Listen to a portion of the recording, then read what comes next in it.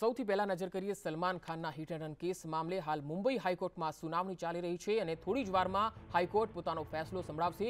સલમાન ખાનને વચગાળાના જામીન મળ્યા હતા. સલમાન ખાનના ચાહકે ઝેર ખાઈને આત્મહત્યાનો પ્રયત્ન કર્યો છે. કોર્ટની બહાર સલમાન ખાનના ચાહકે ઝેર ખાઈને આત્મહત્યા કરવાની કોશિશ કરી છે. કોર્ટ પરિસરની બહાર અનેક ચાહકોનો જમાવડો જોવા મળી રહ્યો છે, કારણ કે સલમાનના ફેન્સ જે ચાહકો છે તેઓ ઈચ્છી રહ્યા છે કે કોઈ પણ રીતે આજે સલમાનનો બચાવ થાય, સલમાનને રાહત મળે. સુનાવણી દરમિયાન કોર્ટ પરિસરમાં જ એક ચાહકે ઝેર ખાઈને આત્મહત્યાની કોશિશ કરી છે. જોકે જે સુરક્ષા કાફલો છે તેમણે તેને અટકાવવાની કોશિશ કરી છે અને તેને બહાર લઈ જવામાં આવ્યું છે. સલમાન ખાનના ચાહકે કોર્ટ પરિસરમાં જ સુનાવણી દરમિયાન ઝેર ખાવાની કોશિશ કરી અને આત્મહત્યાની કોશિશ કરી. પોલીસે જોકે તેને અટકાયત કરી છે. કોર્ટની સુનાવણી દરમિયાન જ આ ચાહકે ઝેર ખાઈને આત્મહત્યાની કોશિશ કરી.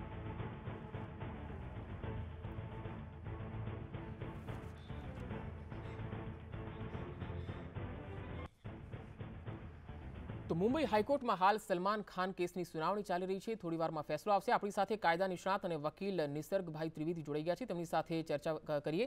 નિસર્ગભાઈ, આપને પૂછવા માંગીશ, આ જે કેસની મુંબઈ હાઈકોર્ટમાં સુનાવણી ચાલી રહી છે, અગર આજે જામીન સલમાન ખાનને આપવામાં ન આવ્યા તો આ કેસ કઈ રીતે હવે આગળ વધશે? હવે આમાં જો આપણે કાયદેસર રીતે જોવા જઈએ તો આમાં ક્રિમિનલ પ્રોસિજર કોડ 1973ની અમુક ધારાઓને અમુક કલમોના ઉપર આધારિત છે. આ કન્વિક્શન થઈ ગયું છે. સલમાન ખાનને કન્વિક્ટ કરવામાં આવ્યા છે સેક્શન 304 પાર્ટ 2 માટે, જેની સજાની જોગવાઈ આમ 10 વર્ષ સુધીની હતી, પણ આ કેસની લગતે આપણે વાત કરીએ તો આ કેસમાં 5 વર્ષની સજા એમને ફટકારવામાં આવી છે. અને તેના અનુસંધાનમાં એ જ દિવસે હાઈકોર્ટમાં ઇન્ટ્રીમ બેલની એપ્લિકેશન કરવી હતી, જેમાં હરીશ સાલ્વે નામના એક બહુ જ senior former solicitor general of India appear થયા હતા. અને એમાં એવું થયું હતું જે તે વખતે કે ખાલી ટેકનિકલ ફોલ્ટના કારણે એ ઇન્ટ્રીમ બેલ આજે ફ્રાઈડે સુધી આપવામાં આવી હતી. એનું રીઝન એવું હતું, બોમ્બે હાઈકોર્ટનો તમે જો અભય થિપ્સે સાહેબનો જજમેન્ટ વાંચો, જસ્ટિસ અભય થિપ્સેનો, તો એમાં એવું હતું કે ટેકનિકલ ફોલ્ટ એવો હતો કે સલમાન ખાનનું કન્વિક્શન થઈ ગયું, but the copy of the conviction order was not supplied to the accused. એટલે જે અક્યુઝ જે હતા આરોપી એમને આપવામાં નહોતી આવી ને એ કારણસર તાત્કાલિક એ લોકો હાઈકોર્ટમાં એ લોકોએ અપીલ કરીને ઇન્ટ્રીમ બેલ એટલે વચગાળાની જે બેલ કહેવાય ફ્રાઈડે એટલે 2 દિવસ સુધીની એ એક્સટેન્ડ કરવામાં આવી હતી. હવે કાયદાકીય પ્રોવિઝન જોઈએ આપણે તો આમાં બે વિકલ્પો છે એમની જોડે. સેક્શન 379 કે જેમાં એ કન્વિક્શનનું અપીલ કરી શકે ઇન ધ હાઈકોર્ટ, અને એ અપીલ કરે એમાં પણ ઘણા પહેલું ઊભા થઈ શકે એવું છે કે કન્વિક્શનની અપીલ કરે, અપીલ ઉપર એમના એનું જે કસ્ટડી છે જે જેલમાં જશે એની ઉપર સ્ટે લાવી શકે. અને in the meanwhile appeal pending રહે, અપીલ જે તે વખતે જ્યારે સાંભળવા આવે ત્યારે પાછું થઈ શકે. અથવા તો બીજું ઇન્ટ્રીમનું પ્રોવિઝન એવું છે સેક્શન 389 ક્રિમિનલ પ્રોસિજર કોડ 1973 કે જે એવું કહે છે કે suspension of sentence of the accused till the release of the appellant on bail. એટલે જે વચગાળાની જે જામીનની ને એની બધી વાત આવે એ વચગાળામાં એમને બેલ ઉપર મૂકે અને in the meanwhile pending to the appeal, જે અપીલ એમણે કરી હોય કન્વિક્શન માટેની, જે 5 વર્ષની સજા છે એમાં અંદર ટેકનિકલ કોઈ લૂપહોલને કાઢીને અંદર ઉપર જશે. કારણ કે આ કેસમાં સિમિલર કેસીસ સુપ્રીમ કોર્ટનું અમુક ડાયરેક્ટ જજમેન્ટ છે, જેમ કે એલિએસ્ટર પરેરાનો આપણે કેસ જોઈએ કે BMW hit and run case બીજો જ આમનો નંદાનો, જેની ઉપર જોલી એલબી નામનું એક મૂવી પણ બન્યું હતું. એટલે એ જે તે પરિસ્થિતિમાં સુપ્રીમ કોર્ટના જજમેન્ટ્સને સુપ્રીમ કોર્ટનું કેસ લોઝનું આધારિત રાખીને એ પ્રમાણે અપીલ તૈયાર થશે ને કન્વિક્શન અપીલ જશે ક્રિમિનલ પ્રોસિજર કોડ 1973 હેઠળ high court of original judicature at Bombay. એટલે બોમ્બે હાઈકોર્ટમાં એનું અપીલ થાય section 379 criminal procedure code under. ને એમાં વચ્ચેનો એક બીજો ઇન્ટ્રીમ ઓપ્શન એ છે સેક્શન 389, જેમાં વચગાળાની ટેમ્પરરી બેલ મળી શકે એવી શક્યતાઓ ખરી. બિલકુલ. પરંતુ આજે સલમાન ખાનના વકીલ અમિત દેસાઈ તરફથી જે દલીલો કરવામાં આવી છે, તેમણે સેશન્સ કોર્ટે જે પુરાવા ધ્યાનમાં લીધા, જે પ્રાથમિકતા જે પુરાવાઓને આપી છે, એ પુરાવાઓને અહીં મુદ્દા તરીકે ઉપસ્થિત કરવામાં આવ્યા છે. જેમ કે તેમણે કહ્યું હતું કે કમાલ ખાન અને જે ડ્રાઈવર છે અશોકસિંહ, તેમનું નિવેદન મુંબઈની સેશન્સ કોર્ટે ધ્યાનમાં લીધું નહીં અને તેને ધ્યાનમાં લીધા વિના જ ચુકાદો આપ્યો છે. હવે જે આ મુદ્દાઓ જે ઉપસ્થિત કરવામાં આવ્યા હાઈકોર્ટમાં, એનાથી શું સલમાનનો પક્ષ મજબૂત બનશે ખરો? ના, ઓલરેડી આખી ટ્રાયલ ચાલી ગઈ છે. આખી ટ્રાયલ જે છે આ એકચ્યુઅલી આપણે જોવા જઈએ તો આમાં થોડુંક આપણે બેકમાં જવું પડે. 28મી સપ્ટેમ્બર 2002માં જ્યારે આ બનાવ બન્યો એના પછી ટ્રાયલ શરૂ થઈ 2006માં. એ ટ્રાયલ એકચ્યુઅલી શરૂ થઈ હતી બેન્ડ્રા મેજિસ્ટ્રેટ પાસે, પણ આ સેશન્સ ટ્રાયબલ ઓફેન્સ છે. કેમ? કારણ કે આ ઇન્ડિયન પિનલ કોડ 1860ની કલમ 304 પાર્ટ 2નું ભાગરૂપ છે, જેમાં culpable homicide not amounting to murder. એના આધારે ટ્રાયલ ચાલુ થઈ. ટ્રાયલ ચાલુ થઈ એટલે બધા જ વિટનેસીસ આવ્યા. આમાં કંઈક 27 કે 29 વિટનેસ હતા, એમાંથી 2 હોસ્ટાઇલ થઈ ગયા ને આખું જ પરિસ્થિતિ સંજોગોને એના આધીન બધું આગળ વધ્યું. ફાઇનલી કન્વિક્શનનો દિવસ આવ્યો ને એ દિવસે Salman Khan was convicted under highest જે કલમની જોગવાઈઓ હતી એમાંથી સેક્શન 304 પાર્ટ 2 સૌથી સ્ટ્રિક્ટ હતી. એમાં 5 વર્ષનું કન્વિક્શન એમને થયું. ઇન ધ મીનવાઇલ ઇન્ટ્રીમ બેલ લીધી. ઇન્ટ્રીમ બેલ લઈને હવે કન્વિક્શનની અપીલમાં જેમ આપના થકી મેં જાણ્યું કે એ લોકો હવે ટ્રાયલમાં શું લૂપહોલ્સ રહી ગયા હતા, કઈ આધારિત કઈ રીતના લીગલી એને ચેલેન્જ કરી શકે, એ ગ્રાઉન્ડ લઈને એ બેઝ લઈને આગળ વધશે એ લોકો. અને ઇન ધ મીનવાઇલ જે મેં તમને લીગલ પ્રોવિઝન્સ અવેલેબલ કીધા, જે લીગલ ઓપ્શન્સ વિકલ્પો સલમાન સલીમ ખાન જોડે અવેલેબલ છે, એ આ રીતના જે મેં તમને કીધા કે conviction appeal section 379 criminal procedure code under એ અપીલ દાખલ કરશે.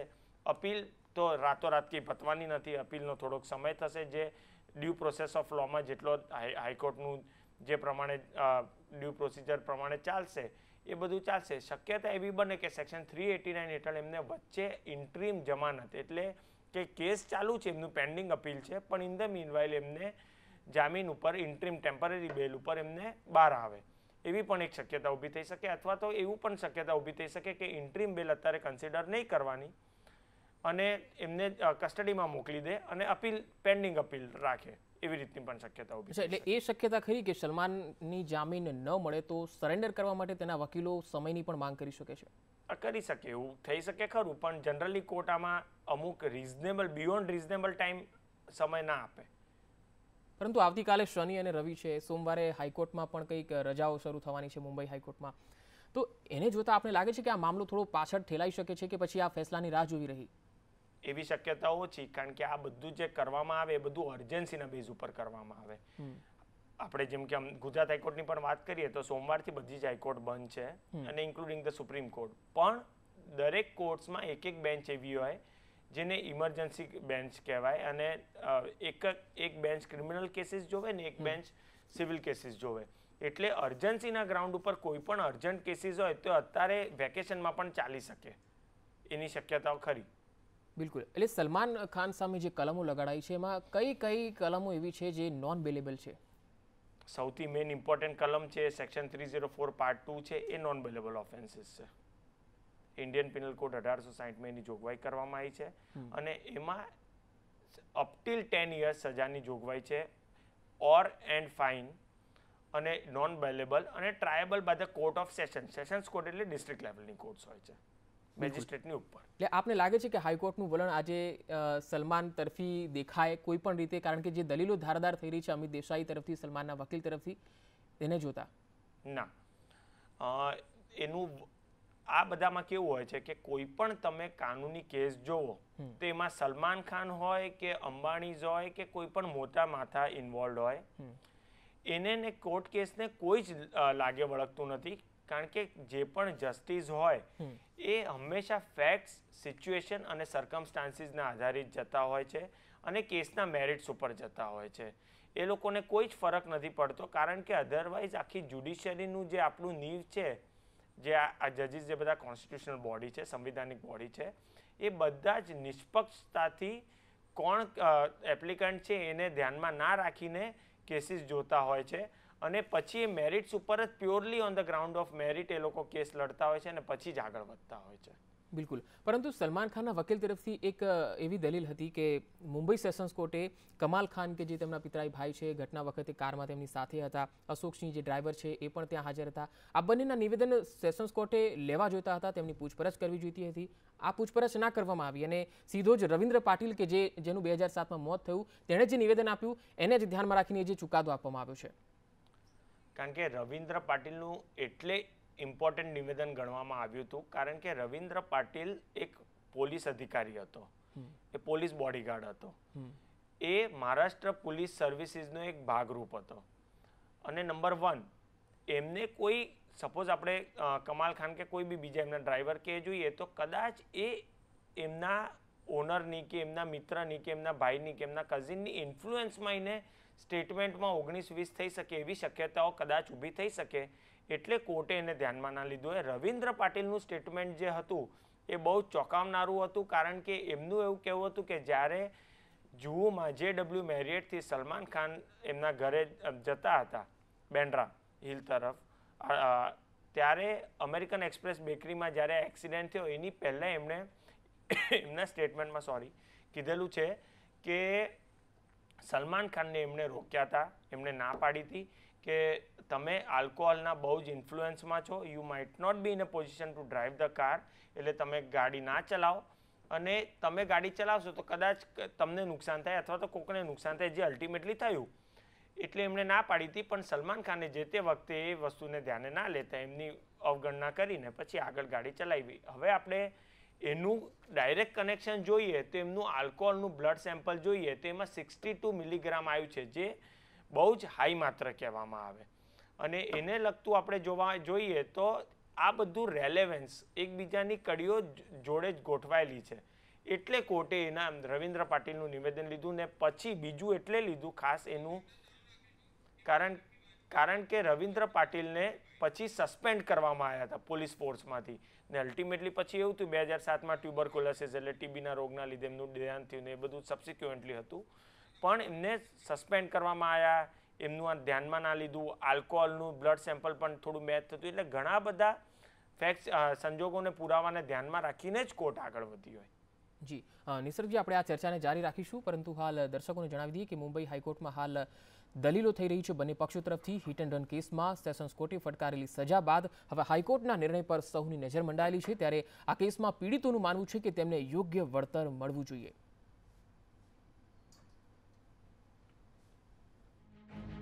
हल्ला मचा रहे थे कि सलमान खान एक्सीडेंट कर दिया और उसके बाद में सलमान खान बाहर निकला, फिर जो है मैं गाड़ी के नीचे से बाहर मतलब बेकरी वाले ने मुझे निकाला, बाहर निकाला तो सलमान खान और 2 आदमी उसके साथ में और थे, और उसके बाद में एक रिक्शा वाले ने सलमान खान को उसके घर पहुंचा दिया, और बेकरी वाले और पुलिस वाले जो है तब तक पहुंच गए थे, और पुलिस वाले जो है मुझे वहाँ बाबा अस्पताल पहुंचा दिए. आपको उस घटना में कहाँ लगा था? मेरा पैर पे लगा था, ये पैर टूट गया है, यहाँ से यहाँ तक राज पड़ा हुआ है, सरिया पड़ा हुआ है. उनको 2 दिन की बेल मिली थी, आज फिर बड़ा फैसला है, क्या उम्मीद करते हैं आप? मैं उम्मीद यही करता हूँ कि उनको सजा होने से ना तो हमारी पैर अच्छा हो जाएगी और ना हमारी जो ज़िंदगी है बाकी की ये मतलब खुशहाल से मतलब गुजरेगी. मैं ये चाहता था कि उन्हें सजा भी ना हो और हमारी जो बाकी की ज़िंदगी वो अच्छे से कट जाए. कुछ इतने सालों में कुछ मदद मिली आपको सलमान खान के परिवार से, सलमान खान से किसी? नहीं, कोई मदद नहीं मिली है. जो कोर्ट से मुझे 1,80,000 मिला था वही मिला है. तो कुल मिला के आज आप क्या चाहते हैं, आज फैसला आ सकता है? मैं यही चाहता हूँ कि हमारी कुछ मदद हो जाए, उन्हें सजा भी ना हो. તો નિસર્ગજી, આપે જે સાંભળ્યું, સલમાન ખાનની કાર જેના પર ચડી ગઈ હતી તેમાંના ઘાયલોમાંનો આ એક ઘાયલ છે, જેમણે જણાવ્યું હતું કે મારો તો પગ કપાઈ ગયો છે, પરંતુ મને કોઈ સહાય નથી મળી. સલમાને સજા મળે એવું તો હું નથી ઈચ્છતો, પરંતુ અમને અમારી જિંદગી સારી જાય, અમને કોઈ સહાય મળે એવું ઈચ્છી રહ્યો છું, આ પીડિતનું કહેવું છે. આપનું શું કહેવું છે આ અંગે? આમાં આપણે જોવા જઈએ તો એક લીગલ પ્રોવિઝન શું છે એની ઉપર આપણે ચર્ચા કરશું, અને નંબર 2 કે એનું આપણે ઇમોશનલ ગ્રાઉન્ડ ઉપર જોઈએ તો આ વિક્ટીમને ઇઝ નોટ કન્સર્ન કે સલમાન ખાનને અલ્ટિમેટલી 5 વર્ષની સજા થાય કે 10 વર્ષની થાય કે 7 વર્ષની થાય, કારણ કે અલ્ટિમેટલી આ એક બહુ જ નાનો માણસ હતો ને એને ઓલરેડી એનું જિંદગીના મહત્ત્વના જે વર્ષો છે અને બધું છે એ બધું અપંગતામાં કાઢી ચૂક્યા છે, એટલે એને કોમ્પન્સેશનમાં રસ છે. પણ આપણે જો ઇન્ડિયન પિનલ કોડ 1860ની વાત કરીએ તો એમાં ખાલી ઇટ્સ પિનલ ઓફેન્સીસ જે હોય એની જ જોગવાઈ કરવામાં આવી છે, ને એના માટે જેલની કે જે બી સજાની જોગવાઈ છે એ જ કરવામાં આવી છે. કોમ્પન્સેશનની જ્યારે વાત આવે તો તમારે એના માટે રિકવરી માટે સિવિલ પ્રોસિજર કોડ 1908નો સહારો લેવો પડે, અને એના માટે તમારે સિવિલ કોર્ટમાં રિકવરી ને એ બધું, આમાં તો રિકવરી ના હોય, એટલે આમાં કોમ્પન્સેશન ને એ બધાના પહેલુઓ તમારે આઝમાવા જોઈએ, અને એ બધું કરીને તમારી રિકવરીનું બધું પ્રોસિડિંગ્સ ઇનિશિએટ કરીને સલમાન ખાન જોડેથી કંઈક પૈસા એને બિચારાને મળે ને એનું આગળનું ગુજરાન ને આખા ફેમિલીનું ગુજરાન પ્રોપરલી ચાલે, એ જ એનું ઇન્ટેન્શન હોય. પણ એ બંને આખા કાયદા જ અલગ છે, કાયદા અલગ છે, કોર્ટ્સ અલગ છે, હુકુમત અલગ એટલે જ્યુરિસ્ડિક્શન અલગ છે, બધું જ અલગ છે. એટલે એ બંને કોઈ દિવસ જોઈન્ટ ના થઈ શકે. એટલે ક્રિમિનલ પ્રોસિજર કોડને ઇન્ડિયન પિનલ કોડ હેઠળ સલમાન ખાનને સજાની જોગવાઈ થાય અને સિવિલ પ્રોસિજર કોડ અંડર એને પૈસા પાછા મેળવવાનું કંઈક કોમ્પન્સેશન મેળવવાની કંઈક એમને પિટિશન કરવી જોઈએ. જી, આપણે આ ચર્ચાને આગળ વધારીએ તે પહેલાં એક બ્રેક માટે રોકાઈશું. બ્રેક તરફથી દલીલબાજી થઈ રહી છે તો બીજી તરફ સલમાન ખાનના વકીલ અમિત દેસાઈએ પણ પોતાની પેરવી કરી છે, સલમાન ખાનનો પક્ષ મૂક્યો છે. આપણી સાથે કાયદા નિષ્ણાત નિસર્ગભાઈ જોડાયેલા છે, તેમની સાથે ચર્ચાને આગળ વધારીએ. નિસર્ગભાઈ, આપણે અત્યારે તો સુનાવણી ચાલી રહી છે, જે કંઈ ફેસલો આવશે મુંબઈ હાઈકોર્ટનો એ આપણી સામે આવી જશે, પરંતુ બે વિકલ્પો પર હું આપણી પાસેથી દર્શકોને કહેવા માંગીશ કે જામીન અગર મળી જાય છે સલમાનને અને જામીન નથી મળતા, આ બંને વિકલ્પો પર સલમાન ખાનના વકીલ તરફથી કયા પ્રકારની તૈયારી હશે?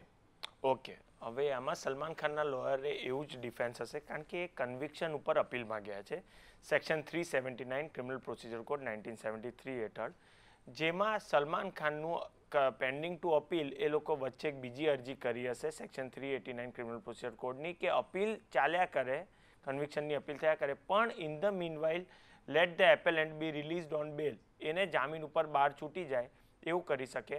હવે એમાં પાછું આપણે જોવા જઈએ તો કોર્ટને એમાં ડિસ્ક્રેશનરી પાવર છે. કોર્ટને યોગ્ય હુકુમત છે કે પોતાનો નિર્ણય લઈને પોતાની સૂઝબૂછથી જે પ્રમાણે એમને યોગ્ય લાગે એ પ્રમાણે આગળ કરી શકે. અને બીજું, ક્રિમિનલ પ્રોસિજર કોડ 1973ની વાત કરીએ તો સપોઝ આમાં ઘણા બધા મિક્સ એન્ડ મેચ વસ્તુઓ થઈ શકે. સપોઝ સલમાન ખાનની ક્રિમિનલ કન્વિક્શન ચાલુ રાખ્યું, અપીલ એની પેન્ડિંગ છે, સલમાન ખાનને જામીન મળી ગઈ, તો સ્ટેટ ઓફ મહારાષ્ટ્ર સુપ્રીમ કોર્ટમાં અપીલમાં જઈ શકે. State of Maharashtra versus Salim Khan એ અપીલમાં જઈ શકે ને એને ચેલેન્જ કરી શકે ઓર્ડરને. અથવા તો એવું બને કે સલમાન ખાનની જે સેક્શન 379ની કન્વિક્શન અપીલ કરી છે એમાં ઇન્ટ્રીમ બેલ ના આપે સાહેબ, જજ સાહેબ. આઈ પ્રિઝ્યુમ કે એમની ઇન્ટ્રીમ બેલ જસ્ટિસ અભય થિપ્સે જોડે હતી એટલે આ મેટર પણ એમની જોડે જ હશે. હવે એમને ના આપે ઇન્ટ્રીમ બેલ તો સલમાન ખાન ઉપર સુપ્રીમ કોર્ટમાં જશે અને એનું અપીલને ચેલેન્જ કરશે, એનું આ જે રિજેક્શન ઓફ બેલ ઓર્ડર છે ઇન્ટ્રીમ એને ચેલેન્જ કરશે અને એવી રીતનું થશે. પણ ગમે તેમ કન્વિક્શન અપીલ તો પેન્ડિંગ રહેવાની જ થોડા સમય માટે, અન્ટિલ ફાઇનલ ડિસ્પોઝલ એનું જ્યાં સુધી થાય અને ત્યાં સુધી પ્રશ્ન ખાલી એટલો રહેશે કે સલમાન ખાન અંદર રહેશે કે બહાર રહેશે. એના અનુલક્ષીને મેં તમને જે કીધું કે સેક્શન 389માં ક્રિમિનલ પ્રોસિજર કોડ 1973માં ક્લિયર જોગવાઈ કરવામાં આવી છે કે એના અંદર એ લોકો પેન્ડિંગ અપીલ ટેમ્પરરી બેલ ઉપર બહાર મૂકી શકે.